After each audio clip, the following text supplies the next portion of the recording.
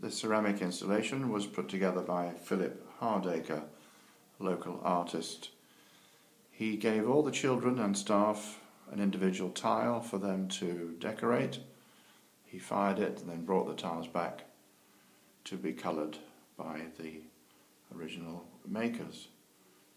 And then during the summer of 2011 he put the whole thing together for us. It tells a lovely story about the 50 years of Edenhurst and contains some important things. This here is the school motto, and underneath that we have a line from the school song. It also mentions the founders of the school, Bill and Sylvia Copestick. We've got the headmaster's tile here.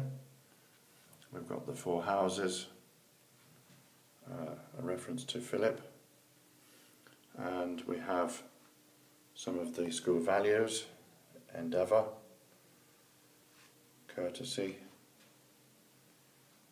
honesty, and respect. And then you can see all the children's individual works as we go up the stairs,